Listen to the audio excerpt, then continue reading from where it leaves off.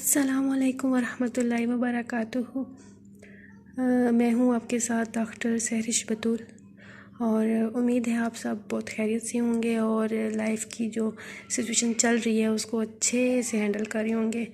और ये मेरा जो यूट्यूब चैनल है इसके ऊपर मेरी आज ये पहली वीडियो है, तो मैंने सोचा कि मैं क्यों ना अपनी पहली वीडियो जो है वो उसका स्टार्ट 10th के बच्चों की हेल्प के साथ करूं। तो सबसे मेन जो अभी बच्चों को इशू होगा वो ये होगा कि एक तो उनके कॉलेज, उनके स्कूल, एकेडमी सब कुछ बंद है कोरोना की वजह से।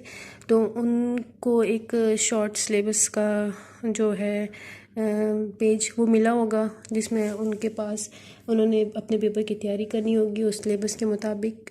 शॉर्ट सिलेबस मीन्स कि वो सिलेबस जो रिड्यूस होके उनके पास आ चुका होगा। बट वो सिलेबस की अगर उस सिलेबस को देखें, अगर उसकी पिक्चर्स को देखें तो वो बहुत अजीब सी हैं।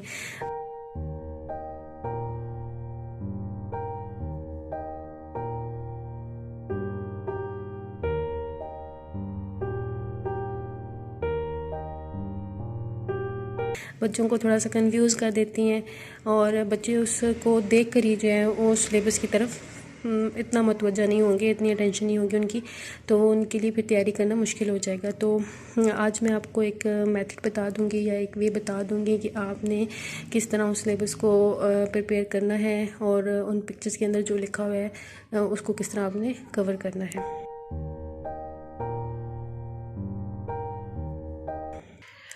तो ये है उनका पहला चैप्टर 10th क्लास के बच्चों का गैसेस एक्सचेंज।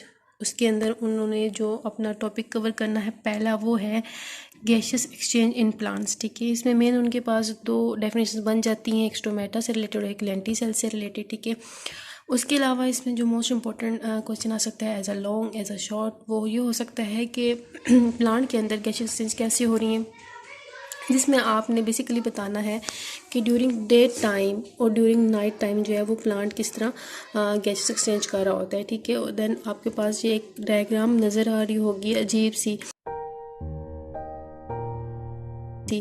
ये डायग्राम जो है वो लीफ की है। ठीक है, पेपर में अगर आपको ये क्वेश्चन आ जाता है तो आपने इसको सॉल्व करना है विद डायग्राम, बिकॉज बायो के अंदर आप जो भी चीज़ सॉल्व करते हो आपको डायग्राम उसको प्रूफ भी करना होता है। ठीक है, तो वो डायग्राम में सॉल्व करना है। इस डायग्राम को देख के थोड़ा सा होता है कि इसको हमने बनाना कैसे है, लेकिन बहुत सिंपल है। आपने सिर्फ छोटे छोटे से डिब्बे बनाने और कुछ बनाना नहीं है, पर आपने लेबलिंग अच्छे से करनी है। लेबलिंग बिल्कुल भी आगे पीछे नहीं होनी चाहिए। ठीक है, जहाँ पे स्टोमेटा का एरो है, स्टोमेटा की पोजीशन है, आपने उसी पोजीशन के ऊपर लेबलिंग करनी है। ठीक है, लेबलिंग आगे पीछे होगी तो फिर वो डायग्राम करेक्ट कंसिडर्ड नहीं होती। नेक्स्ट टॉपिक है वो है आपका गैसेस एक्सचेंज इन ह्यूमंस। ठीक है, इसके अंदर आपके पास आ जाता है एयर पैसेज वे का टॉपिक, जिसमें आपके पास नोस्ट्रल्स क्या होते हैं, फेरिंग्स, ग्लोटिस क्या होता है, वॉइस बॉक्स क्या है। ठीक है, उसके अलावा ब्रोंकाई के बारे में क्वेश्चन आ सकता है, ब्रोंक्यूल्स क्या है, अलवेओलार डक्ट, एल्वेलाई। तो ये आपने प्रॉपर फुल टॉपिक ही तैयार करना है। फुल टॉपिक तैयार करेंगे तो आपके जो शॉर्ट है वो ऑटोमेटिकली तैयार हो जाएंगे। ठीक है, देन लंग्स में आपको पता होना चाहिए कि इंटरकोस्टल मसल्स क्या होते हैं। ठीक है, उसके अलावा जो मेन आपके पास टॉपिक है वो है मैकेनिज्म ऑफ ब्रीथिंग। ठीक है, आपको पता होना चाहिए कि इनहेलेशन क्या होती है और एक्सहेलेशन क्या होती है, और इसका डिफरेंस अगर आपसे पूछा जाए तो आप विद 3 पॉइंट्स डिफरेंस को आपने कवर करना होता है। तो मेन आपने क्या करना है कि आपने इस डायग्राम को अच्छे से तैयार करना है। ठीक है, अगर आपको ये डायग्राम अच्छे से तैयार होगी तो आप अपने पेपर के अंदर इस क्वेश्चन को अच्छे से सॉल्व कर सकते हैं। ठीक है, इस डायग्राम में आपको जो पीछे पैराग्राफ में लिखा गया है, ठीक है, इस डायग्राम में उन्होंने इस चीज़ को शो कर दिया। ठीक है, देन इसके अलावा ये जो आपके पास बाकी नज़र आ रहा है, आपको प्रैक्टिकल नज़र आ रहा है। ठीक है, इसको आपने स्किप कर देना है, ये आपके सिलेबस के अंदर इंक्लूड नहीं है क्योंकि आपके प्रैक्टिकल्स नहीं हो रहे और थ्योरी की बेसिस के ऊपर ही आपको प्रैक्टिकल्स के मार्क्स दिए जाएंगे। ठीक है, फिर आ जाता है मेन आपके पास ब्रोंकाइटिस, यानी रेस्पिरेटरी डिसऑर्डर्स आ जाते हैं। ठीक है, अच्छा बच्चों, अब क्या है कि जब भी आपके पास कोई भी डिसऑर्डर आएगा पेपर के अंदर, आपसे क्वेश्चन किया जाता है अबाउट एनी डिजीज़ या एनी डिसऑर्डर। ठीक है, आपको उसको सोल्व इस वे से करना है कि जब आपका पेपर चेक हो रहा हो तो उस बंदे को अच्छा लगे चेक करते हुए भी, ठीक है।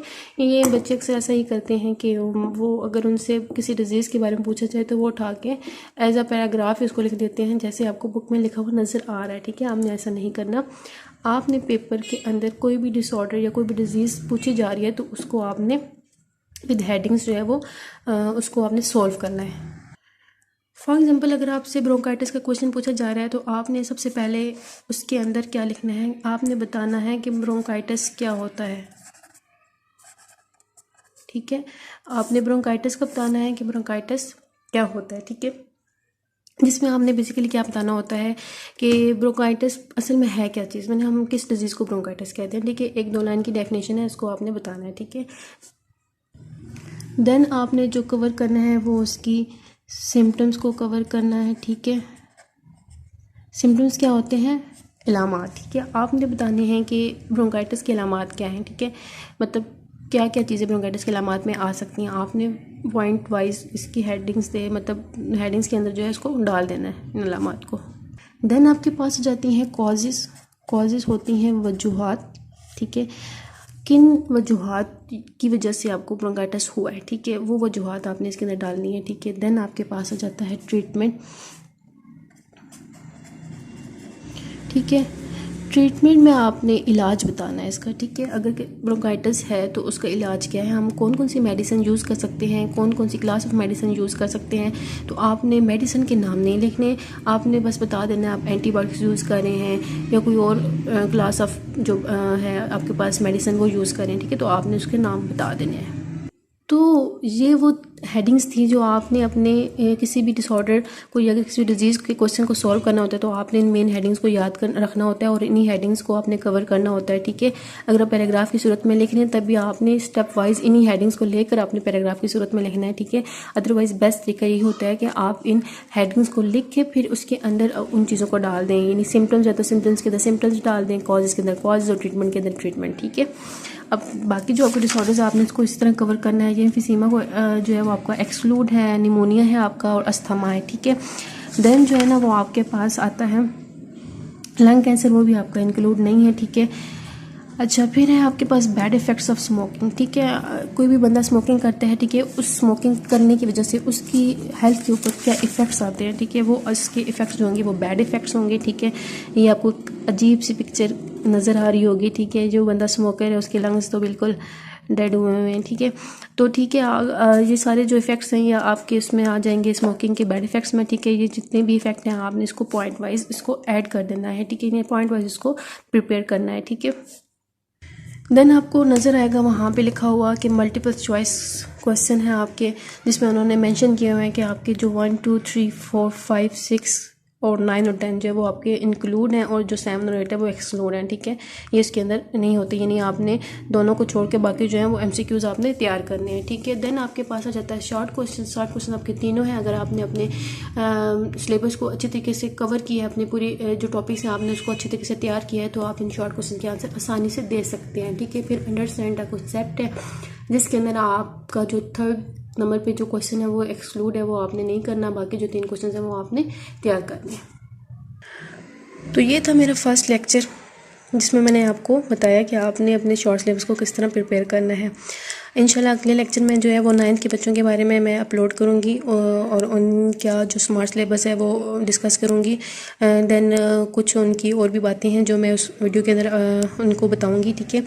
तो उम्मीद है कि आपको इस लेक्चर के ज़रिए ये समझ आ गया होगा कि आपने अपने शॉर्ट सिलेबस को किस तरह लेके तैयारी करनी है। जिस तरह मैंने अभी तो सिर्फ फर्स्ट चैप्टर का आपको बताया, आपने बाकी भी जो चैप्टर्स हैं वो इसी तरह अपने सिलेबस को लेते हुए तैयार करना है, ठीक है। और एक बात कि जो 10th के पेपर्स हैं उनकी जो पेपर जो बनाए जा रहे हैं वो ऑन द पेयरिंग स्कीम नहीं बनाए जा रहे, ठीक है। उनकी कोई पेयरिंग स्कीम नहीं है। आपको जो शॉर्ट सिलेबस दिया गया है उसी सिलेबस को लेकर आप तैयारी करें, ठीक है। कोई पेयरिंग स्कीम नहीं है आपके पास कि ऐसा है नहीं कि इसमें से एक क्वेश्चन बन रहा है तो चैप्टर 4 में से आपका पार्ट 2 बनेगा, तो इस तरह नहीं है। बल्कि आप अपने शॉर्ट सिलेबस को अच्छे से प्रिपेयर करें और इसी के अंदर से आपके लॉन्ग और शॉर्ट और MCQs बनाए जाएंगे। दुआओं में याद रखिए, अपना ख्याल रखिए।